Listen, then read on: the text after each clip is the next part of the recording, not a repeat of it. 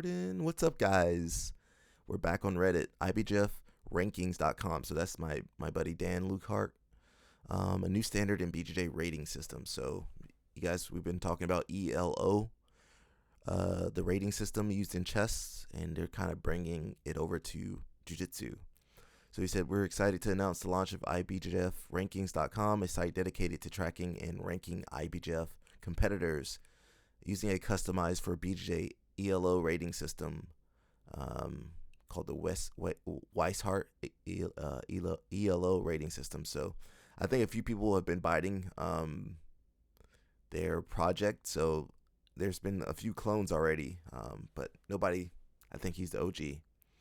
We developed a BJJ-specific ELO system that assigns competitors dynamic ratings based on their performance in IBJJF tournaments.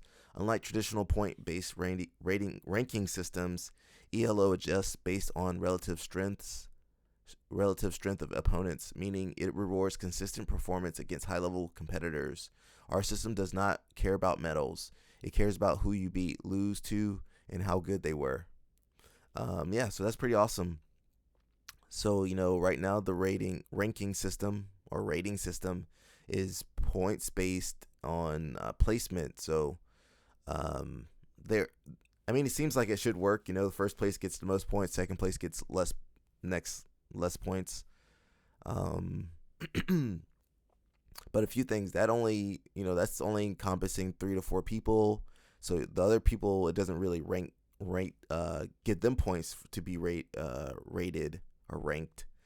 And there's everyone's path to be, winning is not the same. Some people have to go through killers to get first place. Other people, they get a bye, there's a closeout, there's a forfeiture.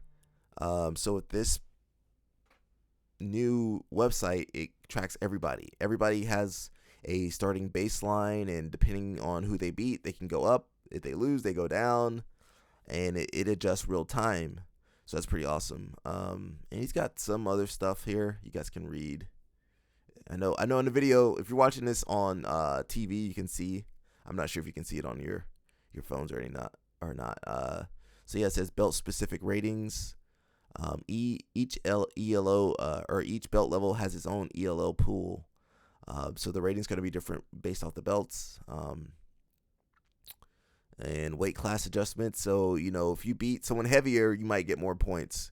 If you lose to someone lighter, you might lose a lot of points, Age division considerations. So now you can kind of almost compare the age divisions. What's the difference between a Masters 1 athlete and an adult athlete, or a Masters 2 athlete? So you can kind of see what the points, possibly how the outcome of that match would go.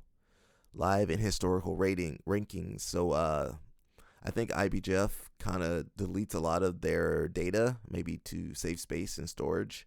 But with this one, it's updating constantly. Every tournament they're going to update. So you can analyze past performances. And you don't lose your points. IBJJF, you lose your points every year. They weigh your points less. So like maybe you were doing well a year ago, you took a few months off, those points don't count no more. So then you're placed a lot lower.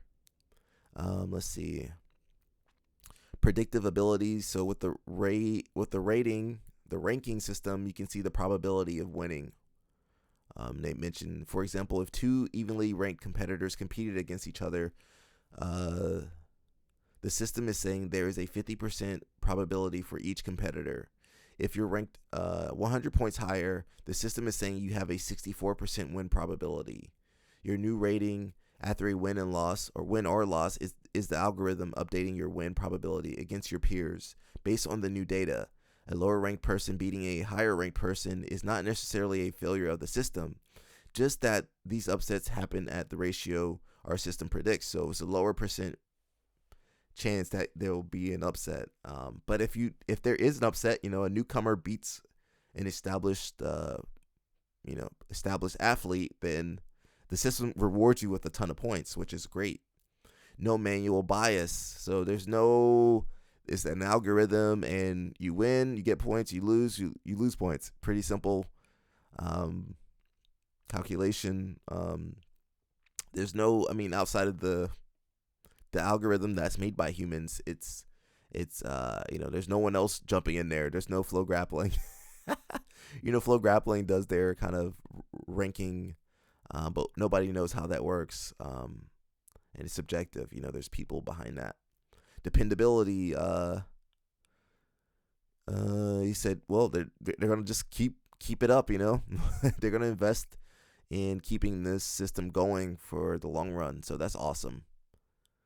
And they say why we built this. The current IBJJF rankings doesn't always reflect skill level accurately. Points can be gained through frequent competitions rather than quality wins. That's true as well. This flawed system is the basis for seeding tournament brackets, invitations to prize money events, Crown and Grand Prix, prize money and prestige for top ranked competitors. ELO provides a clearer picture of relative skill by factoring in who you beat rather than just how often you compete. Our main goal is to get the IBJJF to officially adopt our system or a variant of it. If you are with the IBJJF and reading, please get in touch with us, and we are willing to help use our expertise to reform the system. We will conclude the project only in the event the IBJJF adopts a similar system and commits to archive match results. Yeah, so they don't archive their results. They don't archive the brackets. They just archive the end results. The winners, first, second, third place. They don't anybody else. They don't really archive anymore. Our system is decent now, but will get jaw-droppingly amazing over the course of the next year as we gain more data.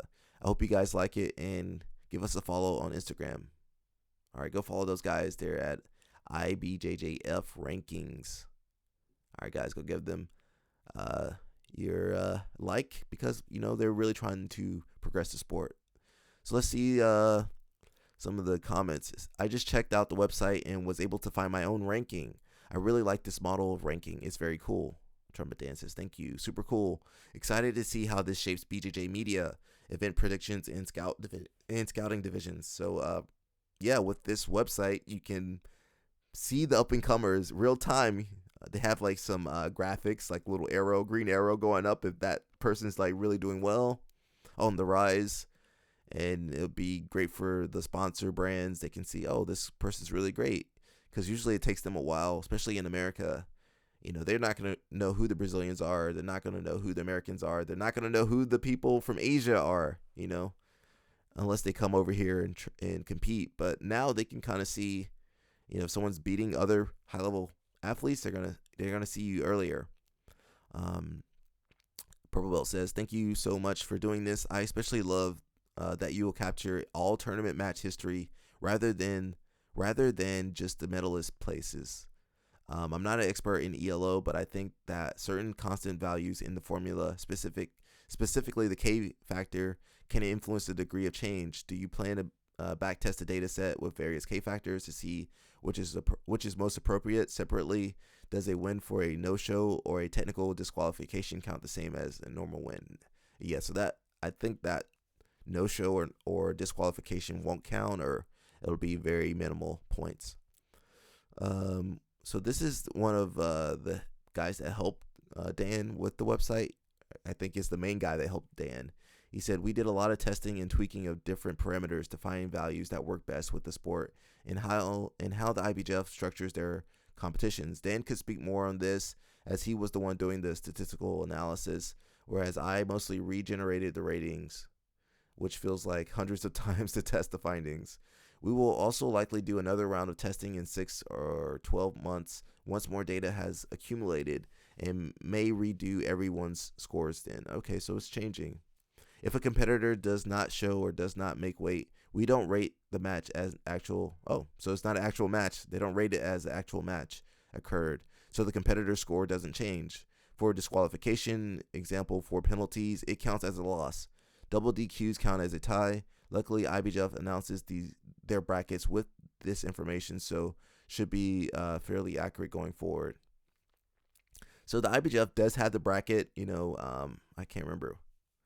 I think it's like ibjbrackets.com or something. They have their bracket system, but it's only up for the duration of the tournament. You see your brackets, you see, okay, I'm right here. You see what time you have to go, and then you see if you progress, you win, you go to the next stage. You get disqualified, it'll say disqualified. So with this news website, they're gonna maintain that information and not just, say you beat 3 people, but you just didn't place. All right, I guess I didn't get any points in IBJF. But with this system, it's just counting who you beat, who you lost to, who you beat. Almost regardless of the results. Like, the results almost don't matter outside of winning or losing. Let's see. Here's Trumpet Dan. He says, there are a couple ways you can choose to explain K-factor, but the most important is that it amps up a player's mobility. If you double the K-factor, you not only double the amount of points possible that you can earn or lose, you double the points awarded. The key point is that that while a player will reach the point in which their ratings reflect their skills faster, it's not going to really change things too much in the end as ratings mature. Your rating will eventually converge on your true rating skill, and a high K-factor choice will just increase volatility. With every win or loss, which weakens the entire system, when running an analysis or a simulation, we attempt to converge expected results and actual results to zero. It was frustratingly difficult to zero it out with an excessively high K factor, as people jump around their true skill rating. A bit too high one day, a bit too low the next. Yeah, we all fluctuate. An excessively low one will take too long to converge on true skill rating, as people don't compete all that often generally. This would be a problem for the system's predictive value as a whole if the majority are not close to true skill rating. Ranking. Rating and ranking are getting me, guys. I keep mixing them up. So the question really isn't about running the entire data set with a different K factor as much as it's how to set the K factor for onboarding new athletes, and how to adjust it downwards as their rating matures. We basically do just this process. For the first time we see somebody, we have a very high mobility, so we can figure out how-ish to rate them. Then tone it down as they mature. We also use K-factor in some proprietary ways. I'm not going to share any secret sauce because people have been reading my Facebook and trying to copy. Sadly, that's pretty sad. You guys are copying his work and then trying to pass it on as your own. You should be ashamed of yourselves out there. That's why you are reading all this ELO stuff all of a sudden. Yeah, because he's been posting, I think for the past couple months, he's been posting about this. And then as he made more progress, he's kind of telling more in-depth information. And then you see other people popping up with their own ELO stuff. Let's see. Wins are only rated if a match actually took place. Think anytime one person gets their hand raised, a match took place. No shows are not rated as the match never took place. However, technical DQs are legitimate victory or losses as the match took place. USADA sanctions are treated as unrated. It's important to know. Well, I guess that saves a lot of people.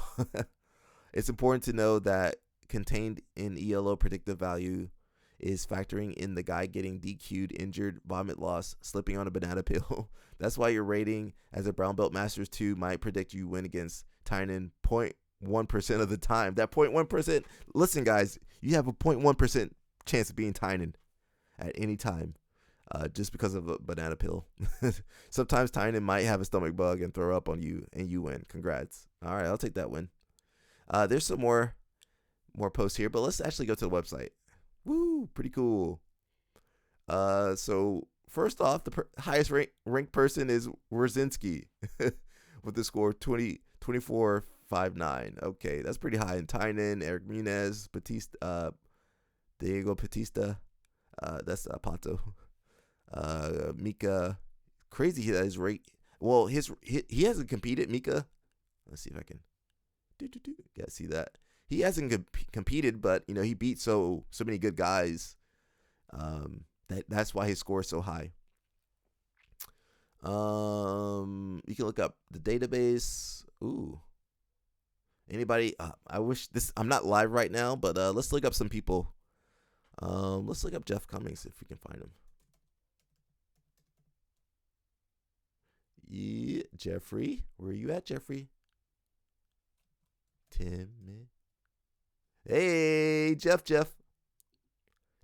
where you at? So you can see Jeff's his ratings.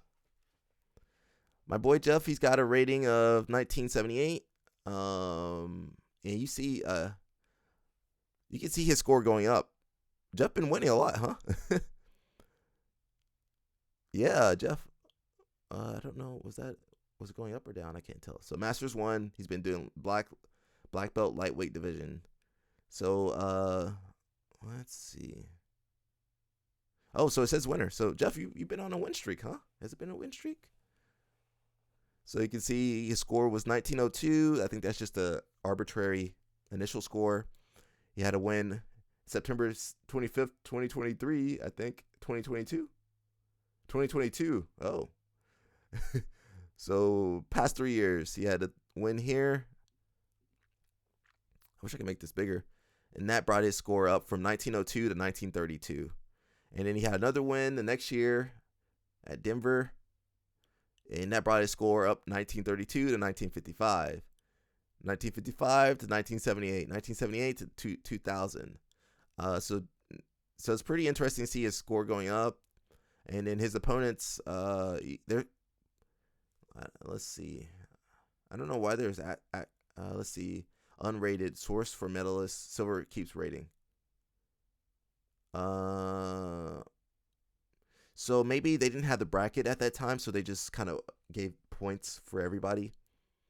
Again, any older matches prior to this year, they don't have the bracket, so they probably just assigned some points. But you can see his points kind of, I don't know what happened here, but his points had already gone down, so maybe he had some other losses. I don't know. And just for new age division, so I'm still looking at the bug here, but I think on Jeff's side it made more sense. But this guy, his rating kind of flipped around a little bit, but it's pretty interesting. Let's see if they got John Thomas on here.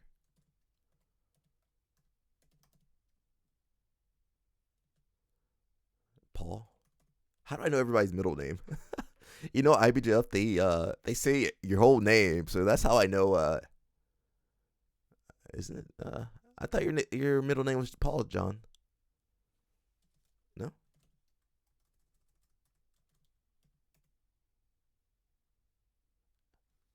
Jonathan Andrew Thomas. That's not John's name. Let's see. Yeah, that's not John. He hasn't done Masters. I don't think they got you on here, John. Isn't your middle name Paul? I might be wrong.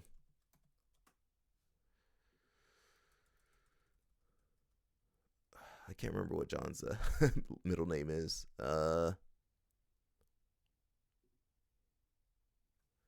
Andrew, nope.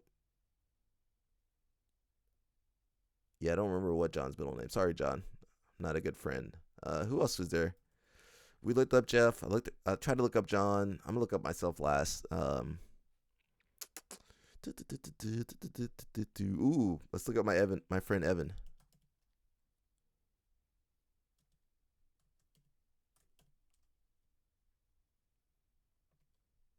Horn.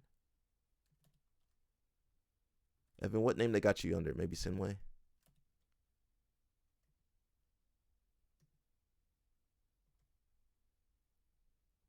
I'm looking for Evan. I don't know where they got you at, Evan. Let's see. I don't see you on here, Evan. Evan Flores. Nope. I'm looking for you.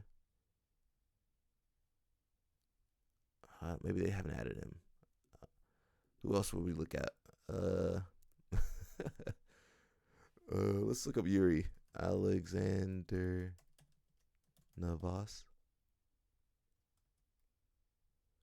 Yuri, they ain't got you on here either. I don't know what Yuri's middle name is. Oh my god, I don't know anybody's middle name. That's killing me. Let me try Evan one more.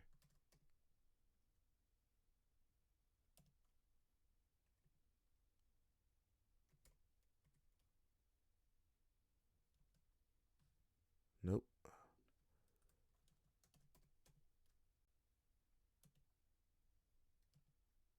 How you spell? Okay, I can't find it. Let's look up me. Oh, I don't have a rating. Oh no. Oh, I do. I was like, I don't have a rating. I'm taking some L's, guys. Yeah. What year was that? 2022. Okay. That's not too good. Go back. So my score's been dropping. Let's see. You see how they brought my score up? Did I have a win? I had some more wins on there, I think. Yeah, I had some more wins on there, guys. It's only got December 7th, 2024. Actually, is that the last tournament I did? Yeah, that's the last tournament I did. But I also competed June. Oh, is this for Gi? Oh, it's for Gi. Oh, okay, got it. Yeah, I had some L's. Lucas, yeah, I had some L's. So my score was 2000. It's been going down. 1997, 1974, 1974, 1958. Was that Gi? Did I? Okay, let me look at Nogi. My Nogi score is not good at all. So my score is looking pretty bad. My score, I think like a competitive person scores like 2,000. So you're trying to get like 2,000 points, and I'm like sub 2,000. So that's something I got to work on. But I also compete in adult. I don't compete in masters. For I don't know how many years. Let me look up Jeff one more time, guys. I'm getting sidetracked.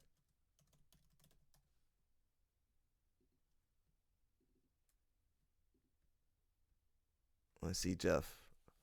So they're still working on the scoring system.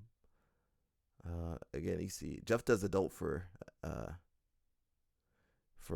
Nogi though. Samuel Nagai, that was a tough match, yeah. And it's supposed to take into account who you're fighting. So say you fight Samuel Nagai, you have a loss, but you shouldn't lose too many points. Samuel Nagai gained points beating Jeff, but then Jeff, his points kind of go back up in his last match. So it's pretty interesting. And if we go back to the main guys, you can see, they just updated. So Roberto right now, it's for Nogi. For Nogi, you have Roberto and Gi. Adam Brzezinski is like the pound for pound right now. And, the best guys, you kind of want to hit 2,000, I think. Yeah, around 2,000 points. Adam Beniun, 2086.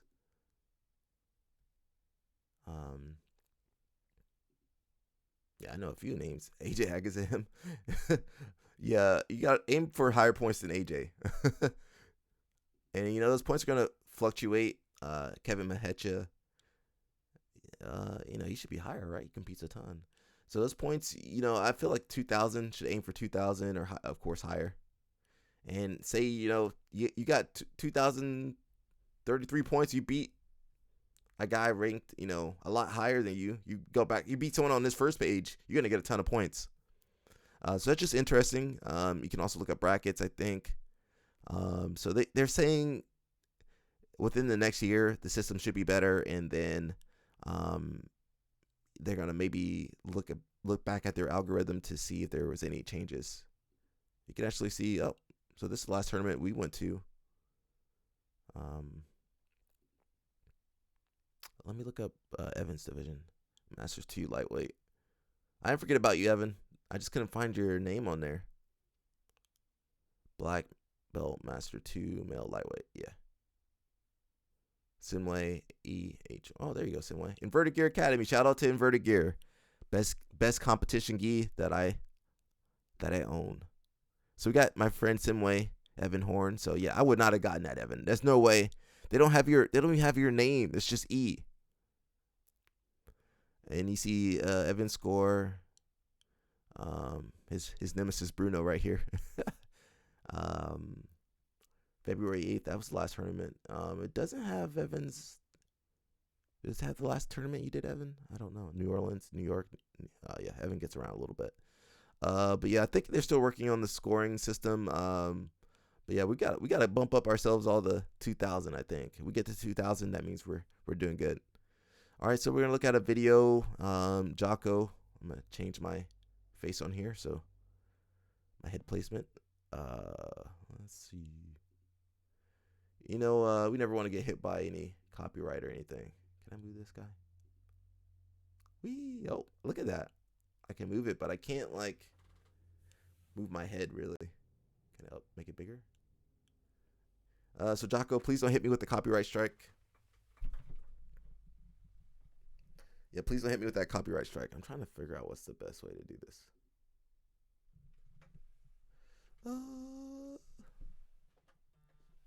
Somebody's texting me. Guys, leave me alone. Let's see.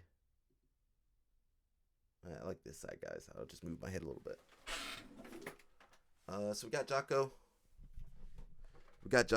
Hopefully this will blend in. And he says how to properly encourage kids to start jiu-jitsu. And I think his kids actually quit jiu-jitsu, but let's see what he says. Make it a little bit bigger.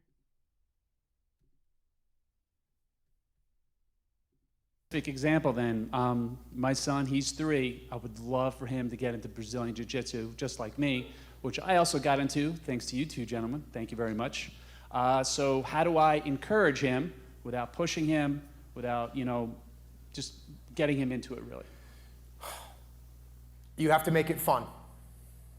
You have to make it fun. And it is much better for it to be fun once a week than for them to hate it 3 times a week.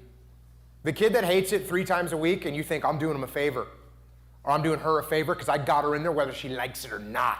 She's 3 years old, bro. Sounds like my boy Vinny. The best possible thing you can do is not make them train jiu-jitsu right now, it's make them enjoy jiu-jitsu right now. I did not do this well with my kids. I didn't. It's horrible. Especially my daughters, when they were very young, it was jiu-jitsu, jiu-jitsu, jiu-jitsu. They were doing jiu-jitsu 6 days a week. Oh, that's too much. That's too much. No wonder they quit. They hate jiu-jitsu. They were like 6. And that was part of it. Let me tell you what I did that's worse. What's worse is I was like, okay, you're also going to compete because competing makes you better. And it gets worse. Because then it was, when I take you to compete, since I'm the coach, I'm going to put you in a higher weight class. Why was he doing this? I'm going to put you against older kids. And you know what? If you lose, it doesn't matter because you're going to be tougher. So just go out there, do your best. If you lose, don't worry about it. It's going to make you tougher. So my daughters go to compete in jiu-jitsu tournament. What happens to them? They get beat. They get beat by someone that's older. They get beat by someone that's heavier. Is that fun? That sucks. What do I think? What does idiot think? Oh, you're getting tougher. And so by the time they were 10, it was like, I don't want to do any of this crap anymore. Mm-mm. And it got to a point where I was like, okay, look, this is ridiculous. I realized the mistake that I had made, and I just had to back off. And luckily, my son made it through that time period where he kept training all the time and became very good at jiu-jitsu and wrestling. But with the girls, I didn't do it right. Nope. So find a good school where the jiu-jitsu is fun. Don't force it down their throat. Let me tell you one more really quick story. My son had a friend who was like, his running mate. And when he was 6 years old, I said, yeah, we'll bring your son to jiu-jitsu, let him try it. He tried it at 6 years old. He tried it one time, I don't like it, got choked, crying. He tried it at age 7. Hey, we'll try it again. Didn't like it, hated it. Tried it at age 8, didn't like it, hated it. Yo. Age 9, his dad trained, his dad had started training, he kind of got the look at like, oh, that's pretty cool. By the time he was 9 and he tried it, he liked it. And he liked it because he liked it. And he was then old enough to make the decision and want to train and started training hard, and he got good really quick. It wasn't like, oh, he missed those 4 years of training. They didn't make a big difference, is my point. They don't make a big difference. So the most important thing you can do as a parent is make it fun for your kids. Make working out fun, make jiu-jitsu fun, make school fun, make these things enjoyable, let them win, put them in positions where they're gonna win. And I'm not saying every time, because you do have to learn how to lose. Let them learn to lose occasionally. Let them learn to lose when they get a little older. But make it fun for them. That's the key. Awesome. Great advice. What's up, everyone? Welcome back to my channel. That's actually our next video, but great advice. Is that the next game? Oh, no, that's not the right one. Great advice by Jocko. So a very specific. Yeah, great advice. Let me switch myself first as I'm talking. Just keep it fun, man. I don't know why people make things harder than it needs to be. A lot of parents want their kids to do what they couldn't do to be better than themselves, but then they end up pushing the kids out of it. So just keep it fun, man. Keep it playful. If the kids like it, they'll stick with it. If they hate it, you'll know. You don't have to push them to do it, but just make sure they're around it, and then eventually they can latch onto it. So yeah, don't push your kids too hard, guys. We got another Reddit post. Reddit keep me in business.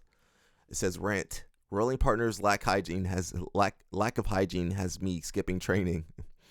I, 25 female, have been training for 8 months. I attended 3 6 a.m. classes a week and 2 afternoon classes. The 6 a.m. classes were my favorite because it was a small class and I was one of 3 women there. Lately, though, the 2 other girls have been commenting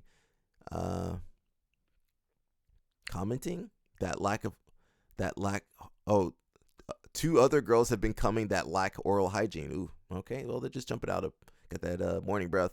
Both of them have really rancid breath. One has green teeth with a layer of film that repulses me. For context, I brush my teeth before every class and chew gum until I need to wear a mouth guard. I even wear body mist to ensure I will never be the stinky partner. I keep getting partnered with them, and it's really ruined the morning classes for me. Give them some gum too. Problem solved. Their breath's still gonna stink. Tell them to brush their teeth. It's hard enough to get up at 5 a.m., but to know I'm going to train with people I can't stand makes it darn near impossible. I can't straight up tell them they smell horrible, but it's unfortunate I'm now compromising my training. Talk to the instructor. Tell the instructor, hey, yo, their teeth smells bad. Kind of old story. I had a friend, one of the coaches had to have that talk. Hey, brother, you got to wash your gi, brother. We had a few stinky guys, back in the day. People, they would do it kind of old school, they trained 2 times, but then they wouldn't wash their gi. They had 1 gi, they were going to train 2 times. In between the training sessions of 1 and 2, that gi, they would just hang dry the gi, or Brazilian style, put it on a car in the sun. Man, we were stinky back in those days, man. Woo! Now people got multiple gis. You guys have money to have multiple gis. But sometimes you didn't have money. When you were broke back in the day, you had 1 gi. That's it. That gi, that gi was, woo! And then, you leave that gi in the car in the sun, in the summertime. Ooh. You open your car door. God forbid you left that gi in there for a while. Man. Let's see. Comments say, talk to them. If they don't feel comfortable doing that, then talk to your coach. Talk to the coach. The coach is in charge of hygiene and cleanliness at the gym. And what he can do, instead of, worst case, they go indirectly. Hey, yo, brush your teeth. Show me you brush your teeth.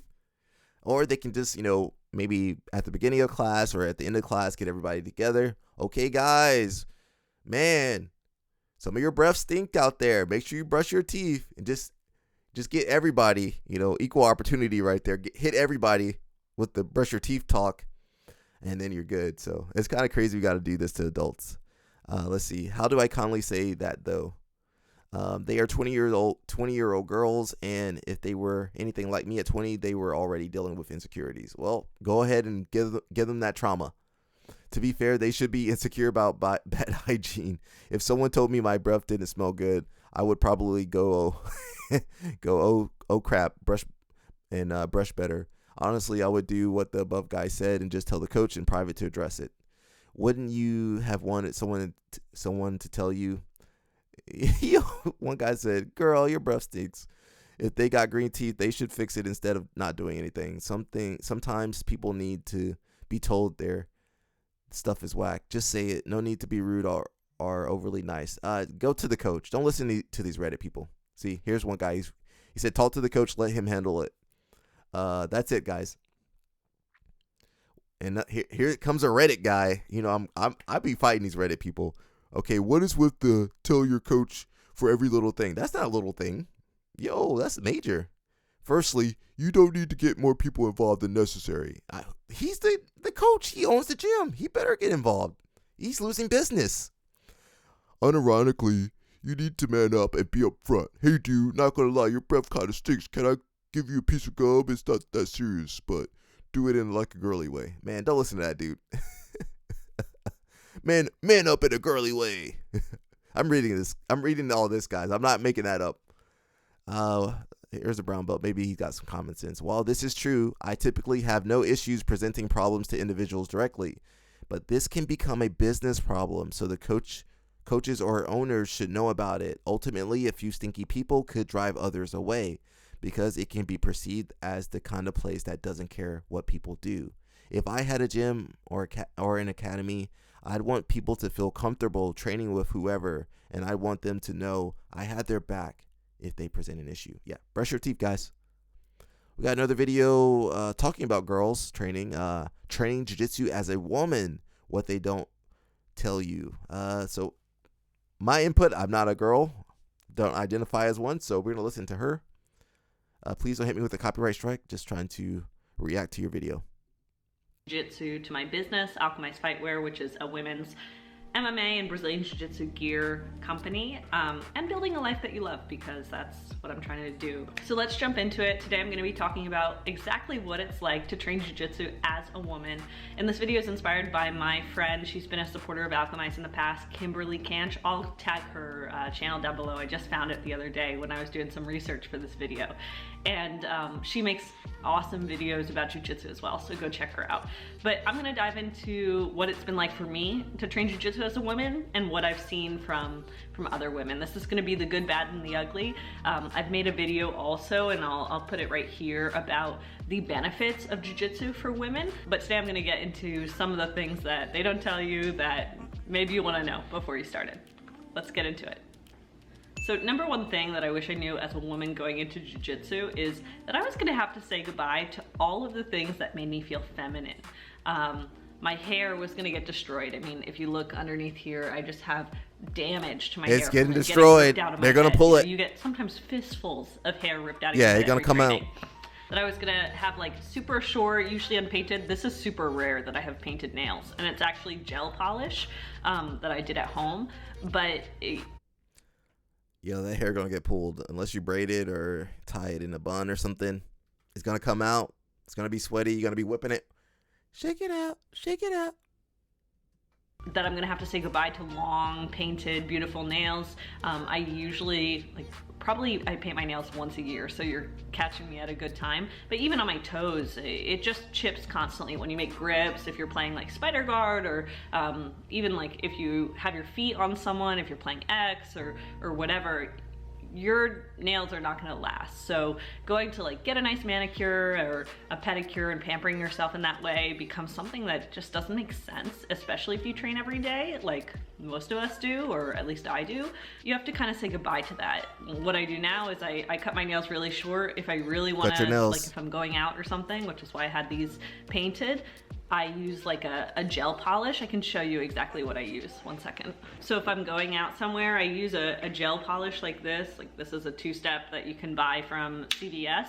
And that stays a little bit longer, but as you can see, my nails are still chipped from training. So I haven't found anything that works super well, but most likely you're gonna give up that part of your routine. Also, I know a lot of girls start having like skin problems and things when they start training jiu-jitsu. Just your face gets rubbed on the mat, you're like sweating a lot. I've not had too many skin problems, but definitely I have bruising, I've had black eyes, I've had like scuffs on my face, like bloody scuffs. I broke my nose. You're just you're gonna be marked up, and your coworkers, I don't know how she's rolling though. She might be rolling wild. Are gonna be maybe concerned about you. I used to get questions at work, like, and this is not funny, but I used to get questions at work like, hey, are you okay, Maya? Like, is someone like hurting you at home or anything like that? And I'm like, no, it's just jiu-jitsu, right? And so your body is not gonna be like so pristine like it might have been in the past. You're gonna have bruises, scuffs, and that kind of thing.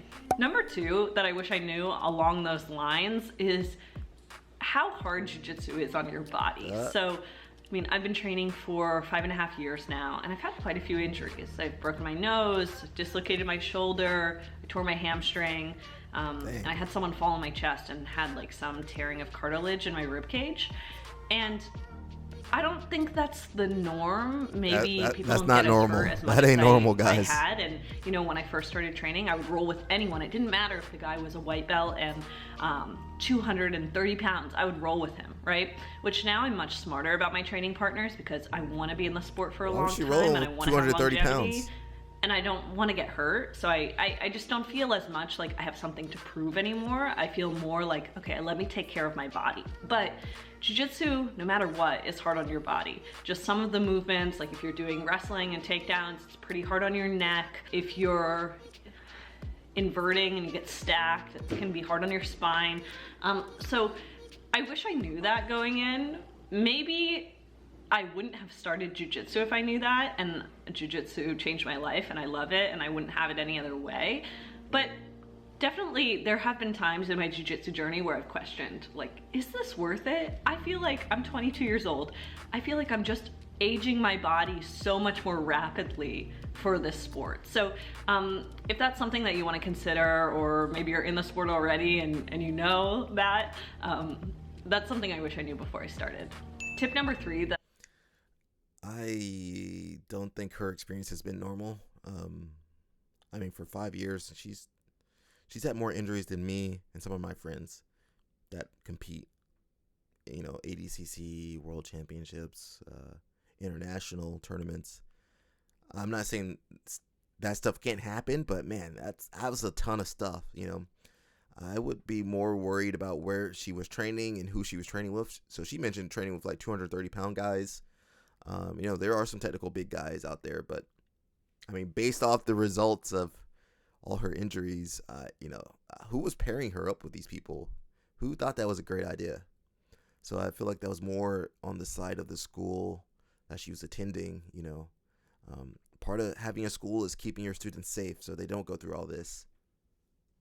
I knew when I started jiu-jitsu, I didn't know what I was walking into. I thought maybe I was walking into a kickboxing class, or I had no idea. I just searched jiu-jitsu online. I really don't even know what compelled me to look that specific martial art up, but I went to a gym and I didn't know what I was walking into. And honestly, I talk about this all the time.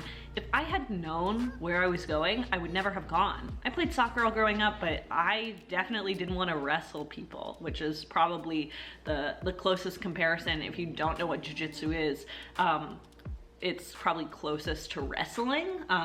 you're grappling with someone, but instead of trying to pin someone in wrestling, you're trying to submit them, like gain a position of dominance and submit them. So I wish I knew that the sport was male dominated, and that I would be sometimes, and often still, even 5.5 years in, and even though there are many, many women who train, I'm often the only woman on the mat. It's not uncommon for me to be in a room of 30 dudes and be the only girl training. And there are definitely positives and negatives to that, and I'll get into it. I do train with guys, obviously, otherwise I wouldn't really be able to train. And I have like guy training partners and friends who I love and adore, but I wish I knew that I would so frequently be the only woman in the room, and that sometimes people treat you differently because of that. Some people don't want to roll with you. Sometimes it's hard to find training partners, especially if you go to a new school, because people are like, either I'm gonna get beat by this girl, or I'm just gonna beat this girl up, so I don't want to take the risk, right? People, like, it takes time for people to assess your skill level before they decide if it's like worth rolling with you, which is unfortunate, because jiu-jitsu is really about technique. Strength matters, athleticism matters for sure, but there is some of that bias there. And so as a woman, I have struggled, especially going to new gyms, not in my current gym or any gym that I've stayed like long term. But if I go to a new gym, like when I'm traveling, it's harder to find training partners, and people treat me different than, say, my boyfriend when he walks in. People are like, "Oh, what's up? Nice to meet you, man." Did you meet the boyfriend at the gym? "Oh, hi," you know. So that's just She one broke thing. rule number one. Sometimes you're not always taken seriously. You'll get some sly comments, and like I said, I want to preface this by saying most men in jiu-jitsu are awesome. I've met great people in jiu-jitsu, some of the best men I've ever met, but every once in a while you do get like some kind of sly comment, like someone who is like, "Oh, you're gonna teach me something," or someone who doesn't want to roll with you because you're a girl. You know, maybe it's like they think it's like sexual or something, and they're like, "Oh, I don't think I should roll with women," or maybe just someone is rude to you because you're a woman, or avoids you because you're a woman, and they think, "Oh, it's not worth it for me to train with them." So that's kind of the dark side of it being a male-dominated sport. The upside is that I've been able to create bonds and relationships with men, like totally platonic, like kind of like bro bonds with men. That I never even thought was possible. To be in a place where you feel safe and protected by men, I think is kind of uncommon for a lot of women, including myself. And so jiu-jitsu really gave that to me, and I'm really grateful for that. Tip number 4 that I wish I knew is how to train on your period. So what I would recommend doing is, what I personally do actually, is I use a cup, and then I use a period-proof underwear, or I actually have developed with Alchemize a period-proof compression short. It's not available for sale yet, but I'll put the links down below in case it is when you watch this video.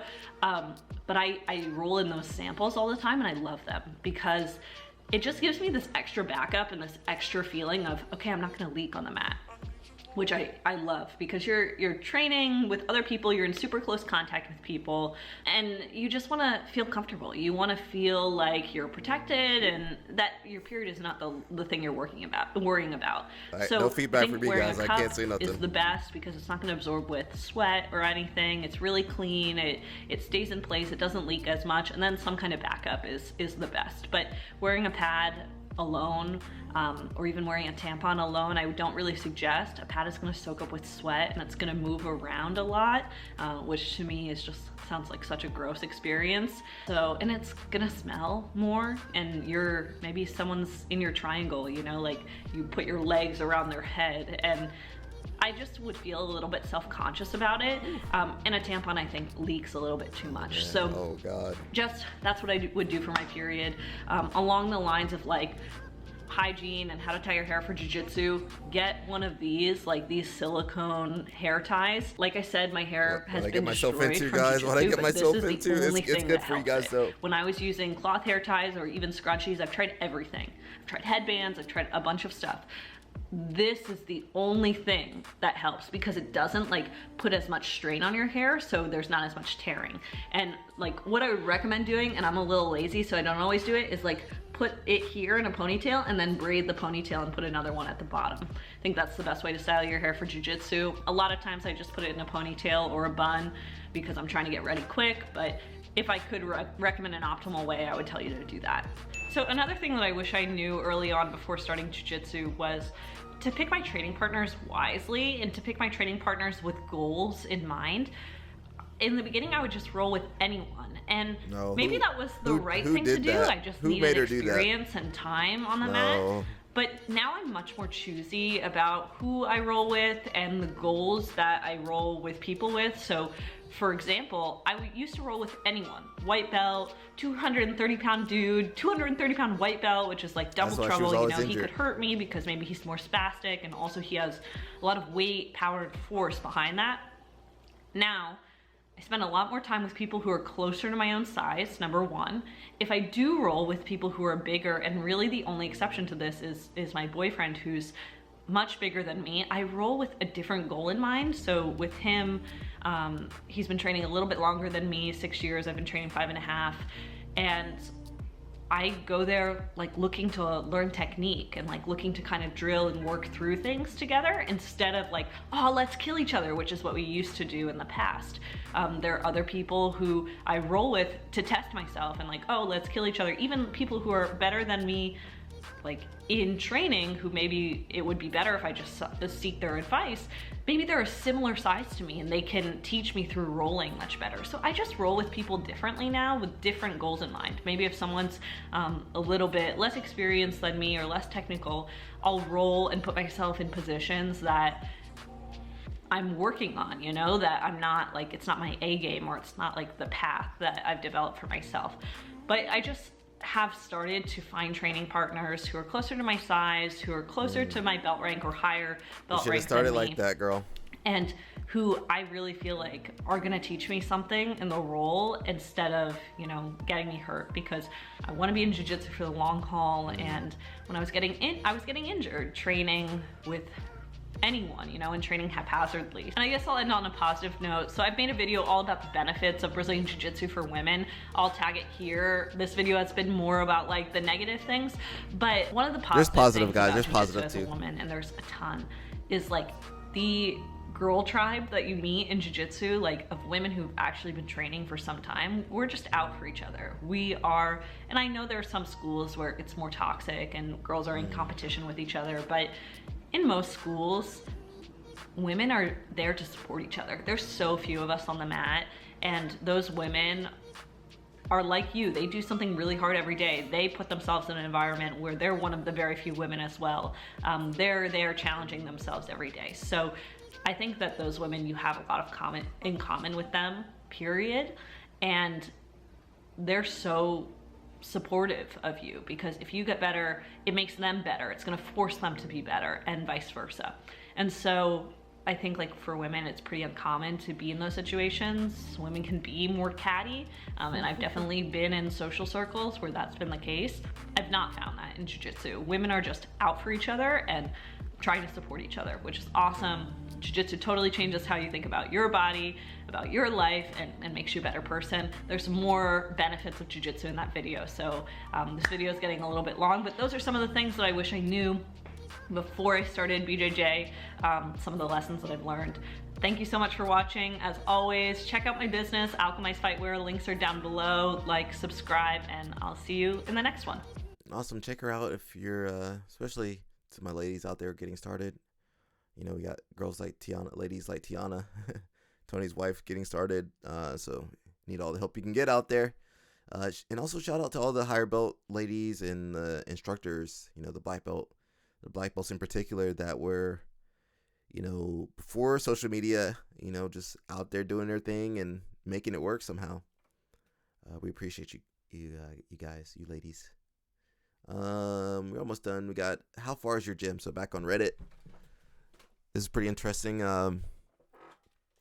So the post says, basically, I only have one gym that's near my home, like 10 to 15 minute drive. But I don't quite enjoy it there.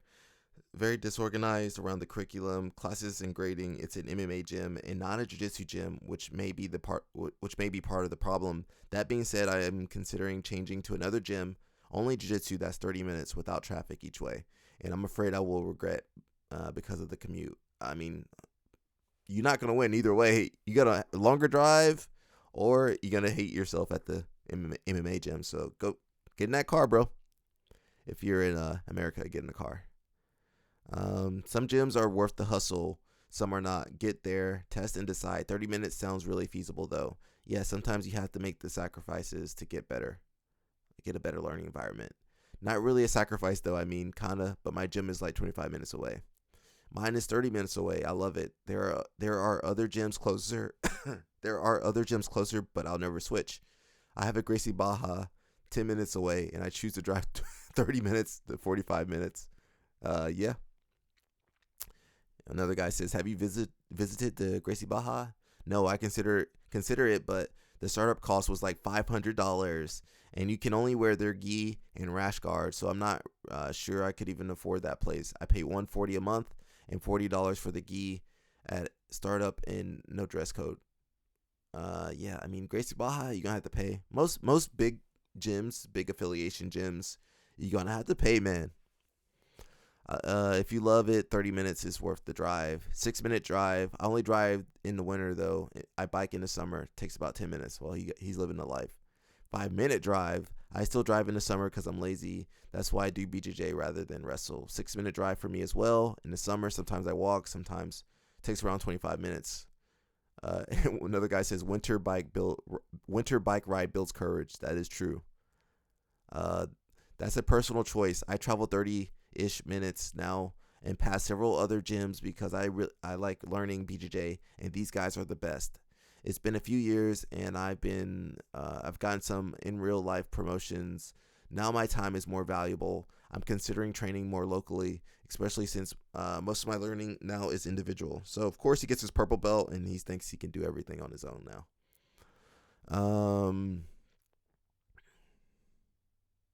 I mean, I don't really care what's being taught in class. Sometimes I'm teaching in it. Some of the time I'm teaching it. I work on specific parts of my game and look up content online or through others and force those positions. Doesn't really matter who my training partners are. Yo, shut up, bro. Shut up. I just want to slap this guy. Shut up, bro. Doesn't matter who my training partners are. I train individually. Just shut up, bro. Shut up, bro. Reddit people, bro. You ever just want to slap somebody like, come over here. Bro, the way people, I'm also doing the voice, but that's how annoyed I am. That's how they sound like in real life. Come on. I would probably not train at a gym if I had to commute 30 plus minutes each way. I hate when people say this, bro, but that's largely because I dislike commuting. If you have an amazing gym 30 minutes away, an hour away, you're gonna go. You just gonna go. What's the alternative? You go to a crappy school 5 minutes away, but it sucks. Bro, Reddit, I get upset, bro. I don't even want to read anymore. If you see value in the gym, you drive 30 minutes, you drive an hour, You'll take that time out of your schedule. Heck, if it's too far, you'll move. You'll go and move closer to the gym. All right, I'm tired of excuses. It's 5 seconds away. I can't go. All right, so I'd like to end on business. So we're gonna look at some games. I got a lot of friends. You guys might know that I'm not subscribed to Tinoco. I'll subscribe to you. I used to fight Tinoco a lot. We 1-1. I got some penalty points. That's the one. I lost the last one though. But regardless, this is great for my business owners. I know I have a few friends. They do not like the kids class, but I think if you're gonna run a business, that kids program, it should be optimized. It's easy money for you guys, and that's your future competitors. Of course, you can take like some other schools out there. They develop students, but it's better to make yours homegrown. Develop those students and build them up, and they'll be loyal to you, and treat them well, of course. So we got Tinoco. If you guys can see, he teaches at Bernardo Faria Academy in Boston. So let's see what he's got to say. Please don't hit me with the copyright strike, buddy. Tinoco, don't hit me with that copyright. Let's see. I really don't want to put myself in the video. I'll do this so less likely to get copyright stricken. Let's see what Tinoco's got to say. And just I know you guys don't like teaching kids out there, but just consider what he's showing, okay? And 16 educational games for your child start training BJJ.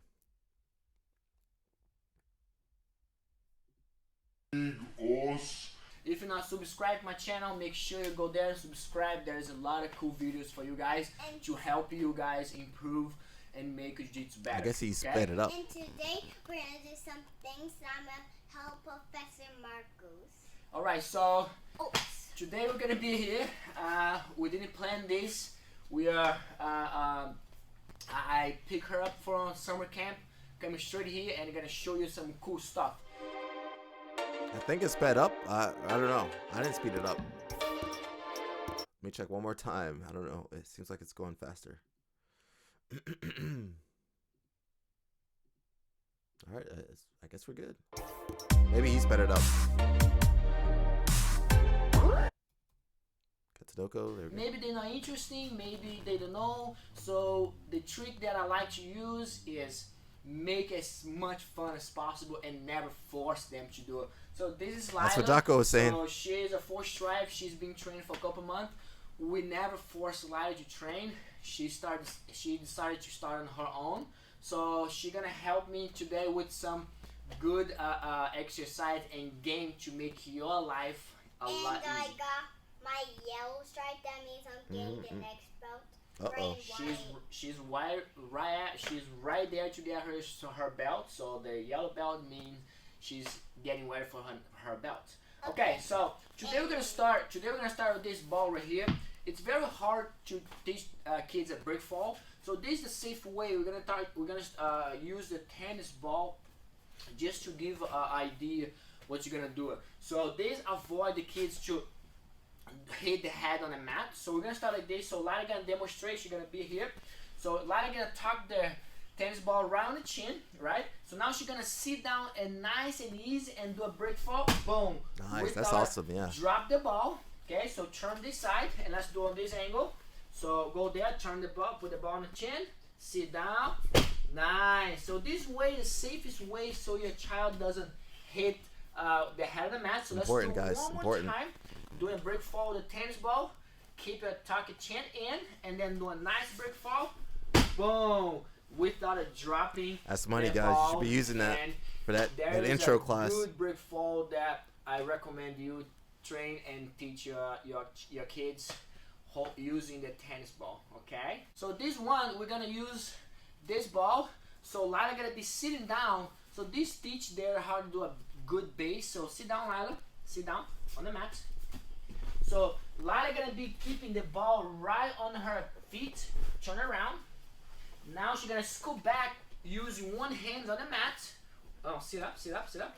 And now scoop back, sit down, and then scoop back. Don't lose the ball. Good.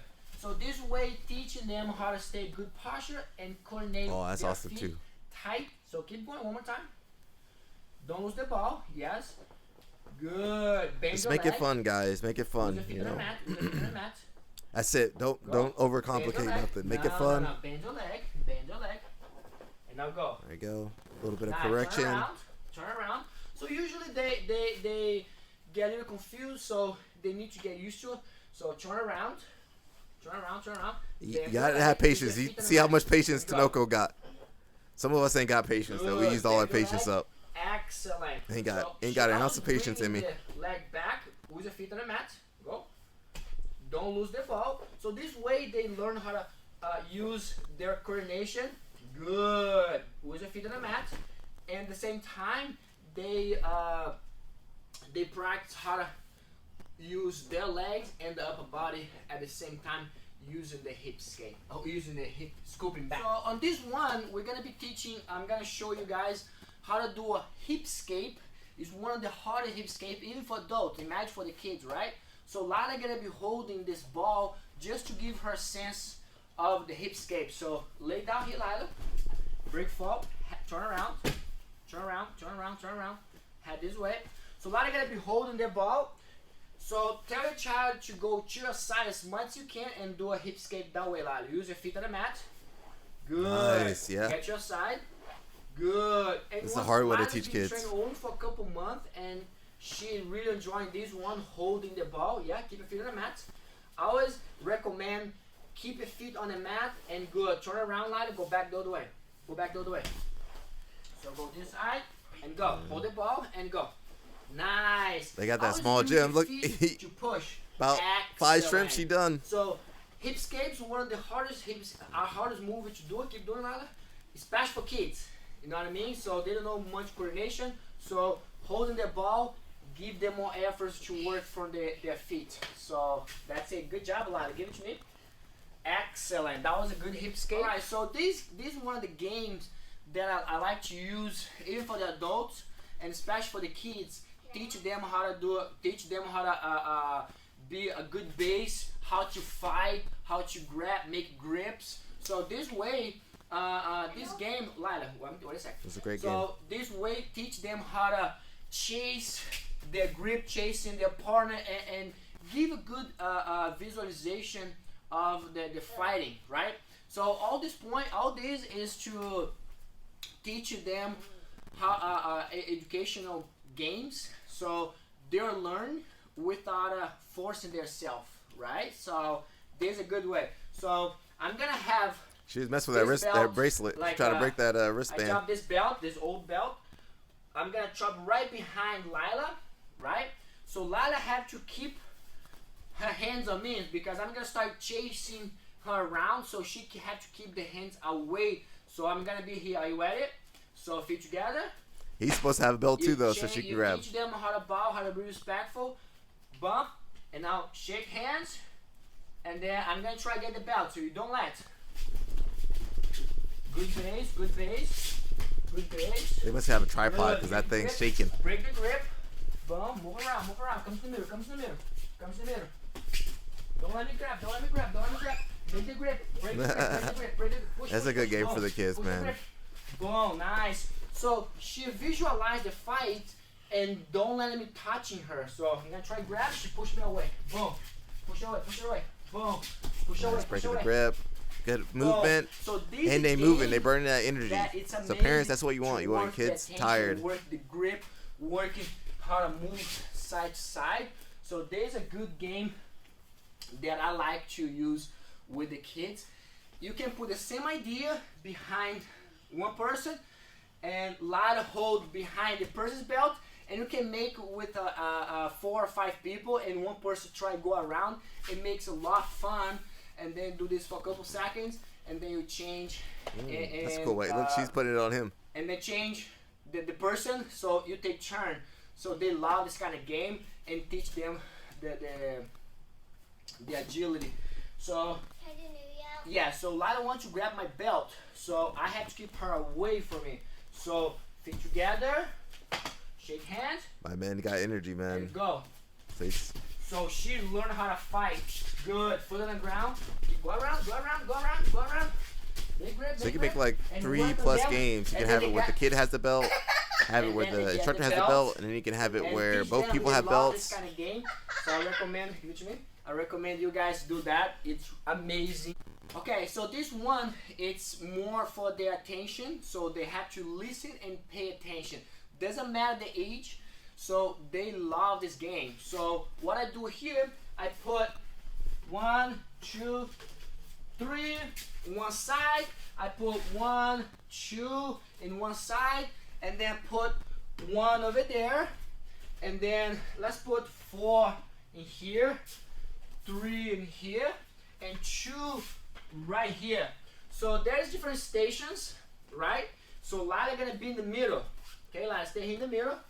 So the child have to pay attention on the numbers, so they can take a look. So 1, what's number 4? What's 4?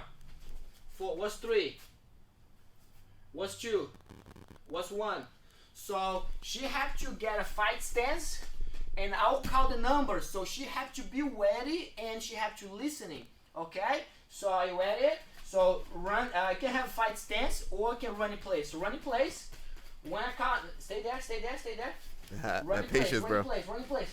When I count a number, you're gonna go for the number, okay? Chew. Boom. So you go for the chew, the station chew. Go back in the middle, back in the middle, back in the middle. And you should run in place, run in place, run in place. Boom, boom, boom, boom, boom, boom, boom. 4. So you have to really think faster. Go back in the middle. Your gym too small. You gotta space that out, make her run. Pay attention. So this stimulate the thinking, right? So run in place, run in place, run in place. Boom, boom, boom. 1.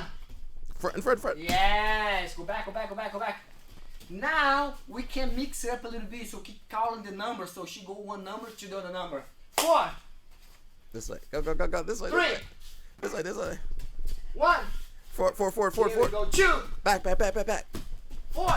This way, this way, this way. Nice. Nice. So this You got way, it. she always having fun and thinking faster into a fight. So this way is one of the best, one of the greatest game that I like to do with the kids and adult as well. Okay, so this game now is called Grab the Pineapple, right? I like to call it pineapple. Grab the because pineapple. They love the kind of crazy name. I use this cone as a pineapple. So this once again is they have to pay attention and listen, right? So me and Lila, I'm gonna compete so we can partner up the groups and be here. Lila, pay attention. So we're gonna have touch the cone right here. That's the pineapple? Good. So now bring back. So now I'm gonna say head. They touch the head. Move back, Lila. Touch the head, right? Knees. They touch the knees. They have to focus on a pineapple. Touch the toes. Head. Knees. Well, that's a good game toes. too. Pay attention. Knees off the mat. Knees. When I say pineapple, we have to get a pineapple. Okay. So that's the best part. When I say pineapple, they have to grab the pineapple. So they have to pay attention. Head, knees, potato. I didn't say pineapple, I said potato. So I almost got it. she almost got it. So that means she's really paying attention. So go back. Head, knees, toes, head, pineapple. Get it, grab it. So they have to really get there and get the pineapple. So Maybe do one like a more group of time. 3, 4, There, no, let's go with pineapple. and spread them out. Head. Yeah, you could do that. Base, base, base, base. Knees, toes, head, pineapple. Get it, grab Got it. it. So those are the games that stimulate their thinking, right? And they focus. So it doesn't matter the age of group. They always love this kind of game, and once again stimulate I their have game. the pineapple. Okay, give me the pineapple. Okay, so this game, one of the greatest game. It's so much fun to teach the little ones. So this game is to teach them how to make grips, and also you can do it anywhere. You can do it at home. You can do it anywhere really, in a park, as long as you have a jacket. So now Lila gonna climb the tree. So this is what we're gonna tree do. drill. She's gonna have. Make sure you got good knees when you do this drill, and the kid's not too heavy. So she's gonna have grips. I just have to get squats. I think I'm too old for this drill. And Lila's nowhere to go. So she climbed. She had to go under my arm. And if I touch Be quiet. And Ah. keep getting around. and go around my back. Yo, Let's be see quiet. So they had the Yo, seatbelt be on, quiet. So they related the back take right here, and then you can give a lot of tie your elbows, give a nice Hope shake. I'm not scaring people from They teaching really kids. uptight. My man said, be And quiet. they keep going around. So we can help them, get them, stimulate their thought, and they keep going around. So go under. Be quiet. Don't fall, Yo. don't fall. I'm and gonna use then that you one. can make even more fun if they fall. I'm going to use that on under the Rico. tree, there's water around, and there's alligator. If they touch their feet on the water, the alligator come and bite their feet and then take their feet away. Right? So let's do one more round. So Lila, there's alligator right there, so you cannot fall. So stimulate that, they have to focus. Go on under my arm, under my arm, under my arm. Yes. So they're really going around, working really hard, and of course I'm working hard as well. But they are having fun, and that's what the most important thing. So she made to my back. So go around my arm without a fall. Under, Keep going. under, use I your want legs. to challenge. It's a little Hold the arm, windy. You hold the can arm. make a little bit windy. Woo! The tree is moving. Keep going. Follow. No. Use your feet. Climb. Boom. Oh. And then they make high five. Boom. So then they be quiet. Ah, And then yo, they make, be quiet. Get out of here, climbing kid. Be this- quiet. Go around. They love this game. They're working their You know them. grips, their You know them kids coordination, afraid of their Tinoco. strength She ain't say nothing after that. knowing that they're trained jiu-jitsu. So in this game now, this one is I wouldn't say one's nothing. also He related said, "Be quiet to jiu-jitsu. me." So if you tell the little ones, okay guys, we're gonna pass the guard today, they're gonna be, huh? Adults What too. guard? What's that? Passing what? So they don't know. They don't associate guard. So then they don't think like us, right? So you have to simulate their game. So I'm gonna say crazy leg, right? So I'm playing the person on top. I'm gonna be here playing crazy leg. So they like it. So they won't know as a guard. That's a good Eventually game. you can change the name. But for now, let's keep like the crazy leg right here. So Lila had to go around. So I'm gonna be here crazy leg. So Lila had to hold my feet, throw it to the side, and get to the side. Okay? So now Lila gonna pass through the crazy legs first. Okay? So let's leave this ball for now here. So pass the crazy leg, get to the side. Go there, push the leg to the side. Boom. Get down. Boom. Now she have to hold me a little bit. So I'm gonna try push. She's not gonna fall. Boom. Boom. Boom. Nice. Boom. Nice. Go back. Let's go again. So she's gonna do it again. Pass the crazy leg. I'm gonna be here. Pass the crazy leg. Push the side. Boom. Hold it. Yeah. Hold it. And then she go to mount. Just keep it fun, guys. Keep it She's fun, a man. mount. Nice. So you can always relate pass the crazy leg to side control and then fight a little bit and then you get to mount. Go back. Now the game that I like to play is get the pineapple once again. You can name the mango, you can name any kind Mango, of fruit. yeah. Ask the child, what fruit do you want to get? Strawberry. Strawberry. So Lila gonna get a strawberry, but before she gets strawberries, that's the rules. She needs to pass through the crazy leg. She needs to get to the side control, and then she need to control mount. From mount, she can pull the strawberries and raise up and say, Hooray! "Hooray!" So they have to say hooray. They love it. So I'm gonna be here. Pass the crazy leg. Boom, boom, boom, boom. That's push, crazy push, leg. push, push, It's push. not a dance. Push, pay Do the attention, crazy pay leg. attention. Push the crazy The leg. stanky Push. leg. Boom. Side control. Dun-dun-dun. Boom. Side control. Mount. Step over. Boom. Pull the Nice. strawberries. Get the strawberry. Pull the strawberries. Knee down. Pull the strawberries. Boom.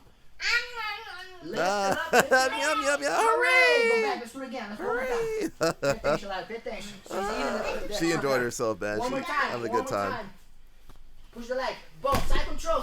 Boom. Push. Boom. Mount. Boom. Step boom, over. boom, boom, There you boom, go. boom. Knee on the floor. Pull Grab the strawberry. Put the strawberry. Don't put it in. Boom, Yeah, boom, grab knee it. Grab the down. Boom, strawberry. boom. Lift it Hooray.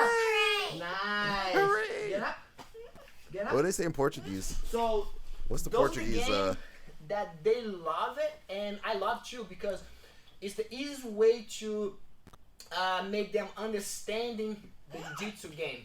Okay. That's Stop. delicious. I'm talking. So that's the easiest way to make them Yo. understand. And once again, it's educational game that they're doing jiu-jitsu without know, and eventually, trust me, they will get it. Lila have been doing this game for a long time, so I don't even have to say it. So this is what happened. Come on, Lila. So now, look, I'm gonna ask Lila to pass my guard. So I'm gonna be here. Pass the guard, Lila. Pass the guard. Boom. Go. Boom. Mount. And then from here, so she already. I didn't have to say crazy leg because pass my guard. Yeah, she knows the game. Oh, I didn't have to say pass the crazy leg. I said pass the guard. So she associate and then she pass right away, right? So on this game now, on this one, I'm gonna ask Lila to pass my guard, get to mount, but she have to control mount. I'm gonna keep rolling, doing the bulldozer. So she have to stay on mount and balance. So these are really good to teach your child how to maintain mount, right? So I'm gonna be here. So Lila, you're gonna pass my guard. So I'm gonna be there, stay there. So you're gonna pass my guard. So push the leg down, boom. Mount. Boom. Now Lila had to stay on top. So Lion, I'm gonna roll. You stay on top. Stay on top. Roll, Stay take on it top. back, take it Stay back. on top. There you go. Use your hands and feet. I'm gonna roll. She always follow Nice. me without a fall. Don't fall, Lila. Don't fall, Lila. Boom. That's a great drill. And then from here, I can stay. I can get up. So Lila gonna stay on mount. I'm gonna seat stop belt. there, guys. Listen, these are all really great. Keep watching this video. 16 educational gains for your child. Start training BJJ today. Great games. All my instructors out there for your kids program. Just have them playing games, and that'll eat a lot of the time. That's most of your time right there. You know, your 30-minute class, your 45-minute class, your hour class, little warm up games, and some training. I mean, easy, guys. And I know some of you guys ain't got the patience for it, but if you guys can, oh Jesus Christ, if you guys can just stick with it. You know. Let me get my head off of here. Whee, and I up here in the bottom. Yeah, if you guys can stick with it, man, it's great. Yeah, just play some games, bro. Yeah, I don't know, make that money. I want you guys to do well. And when you don't do your kids program, that's a big part of the pie you're missing. Because kids pay the same amount as adults, and you're gonna have more kids. You can physically fit more kids into your program than adults, and parents are actively looking to put their kids in martial arts programs. So I'll keep pushing it slowly but surely, you know, showing you these games, showing you more business stuff in hopes that it helps you guys. So that's it, man. If you guys have any suggestions for videos, let me know in the comments. And until next time, peace. We out.